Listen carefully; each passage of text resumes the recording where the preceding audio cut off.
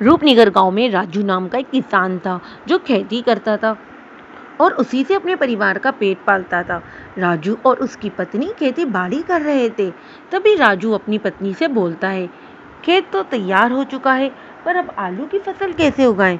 मुझे तो कुछ समझ नहीं आ रहा। बीज की कीमत इतनी ज्यादा है कि मेरे पास पैसे नहीं है।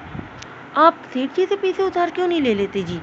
वैसे भी जब 2 महीने बाद फसल तैयार हो जाएगी तो आलू की फसल बेचकर हम उन्हें पैसे दे देंगे। कविता राजू को मशवरा देते हुए बोलती है, अरे तुम समझ नहीं रही हो, मुझे इनको पिछले साल के भी तो पैसे देने हैं। कोई बात नहीं, हम उन्हें वो भी दे देंगे। आप एक दफा सेठ जी से बात करके तो देखो।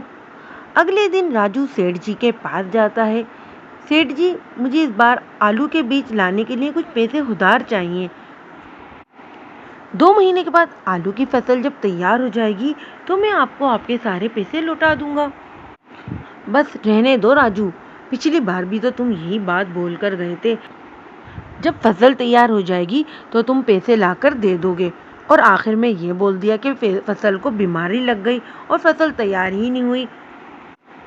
तुम ये खेती बाड़ी रहने दो, ये तुम्हारे बस की बात नहीं है। अगर तुम्हें पैसे ही चाहिए तो मेरे खेतों में काम करो और बीज के पैसे ले जाओ। और आखिर में सेठ इंतहाई रूखे अंदाज में राजू को पैसे देने से मना कर देता है। राजू बहुत दुखी दिल के साथ घर लौट आता है और अपनी पत्नी को सारी बात बताता है। इस बार खेतों में कोई फसल नहीं होगी। क्या हम आलू की जगह कोई और फसल नहीं उगा सकते जिसमें कम खर्चा हो और फसल भी अच्छी उगे? कविता राजू की सारी बात सुनकर बोलती है, कोई भी बीज बोने के लिए पैसे तो चाहिए होते हैं। राजू बड़े दुखी अंदाज में अपनी पत्नी को बोलता है, और इस समय मेरे पास कुछ भी नहीं है। मैं सोच रहा हूँ कि क्यों ना इस बार सेठ के ही खेतों में काम कर लूँ, कम से कम कुछ पैसे तो आ जाएंगे। ठीक है जी, जैसा आप मुनासिब समझो। राजू अगले ही दिन से सेठ के खेत में काम करने के लिए चला जाता है। इधर कविता अपनी माँ के घर आती है। कैसी है बेटा तू? और ये क्या, तू अकेली आई है? दामाद जी नहीं आए क्या? माँ, वो काम पर गए थे। मेरा आपसे मिलने का मन कर रहा था तो मैं चली आई। बिल्कुल सही किया बेटा तूने। अच्छा सुन, मैंने बैगन की सब्जी बनाई है, तेरे लिए भी खाना निकाल दूं क्या? ये कहकर कविता की माँ उसको खाना लाकर देती है और कविता खाना खाने लगती है। माँ, बैगन की सब्जी तो बहुत ही स्वादिष्ट है। आप बैगन बाजार से लाई थी क्या? अरे नहीं बेटा, ये सामने वाले खेत में 2 पौधे निकल आए थे और इनमें बहुत सारे बैगन लगे थे। मैंने तो बेटा कुछ बीज भी बनाकर अपने पास रख लिए हैं। कविता की माँ कविता को सारी बात बताती है। माँ, वो बीज आप मुझे दे दोगी? मैं अपने घर में बैगन के पौधे उगाना चाहती हूँ। कविता की माँ उसे बैगन के बीज दे देती है और कविता इन्हें घर लाकर अपने खेतों में बो देती है। अगर ये पौधे हो गए तो हमारी सारी मुसीबत दूर हो जाएगी। अब इन सबको पानी दे देती हूँ। और इनको पानी देने के बाद कविता अपने घर आ जाती है। और शाम के ढलते ही राजू भी घर आ जाता है। आज तो बहुत थक गया हूँ मैं कविता, बस जल्दी से खाना लगा दो, उसके बाद मैं सोऊंगा। कविता राजू को खाना दे देती है। इसके बाद दोनों सो जाते हैं। अगले दिन कविता खेत में जाकर देखती है कि वो सारे बीज जो उसने बोए थे वो पौधे बन चुके हैं। अरे वाह, ये तो पौधे बन गए एक ही दिन में। लगता है ये बहुत ही अच्छे बीज हैं।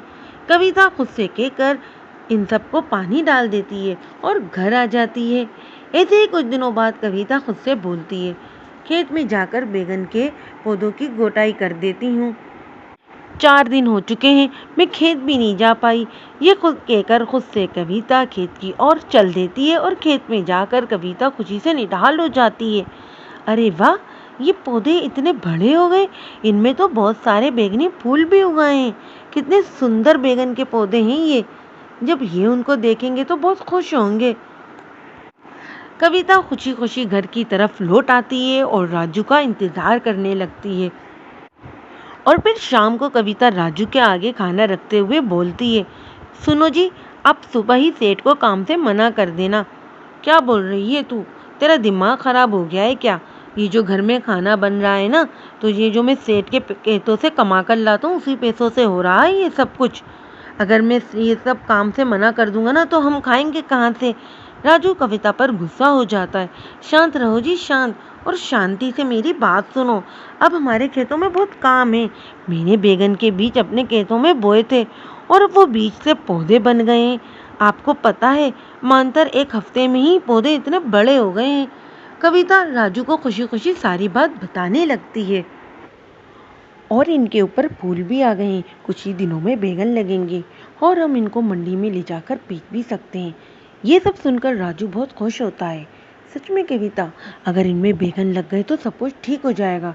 इस समय सब्जियां बहुत महंगी हैं। राजू सुबह होने का इंतजार करता है और सुबह होते ही राजू कविता के साथ खेत देखने जाता है। जब वो दोनों खेत पहुंचते हैं तो राजू कविता से बोलता है, तुम तो बोल रही थी कि कुछ दिनों में यहाँ बैगन लगने वाले हैं, लेकिन ये सब बैगन के पौधे तो बैगन से भरे हुए हैं। कविता भी ये सब देखकर हैरान रह जाती है और खुशी से चूल लहजे में बोलती है, मैंने तो कल ही ये सब देखा था, तब तो सिर्फ इसमें फूल आए थे और आज ये सब फूल बैगन से भरे हुए हैं। ये तो जादुई बैगन है जो इतनी जल्दी बढ़ रहे हैं। बिल्कुल सही कह रही हो तुम कविता, ये कोई साधारण पौधे नहीं है।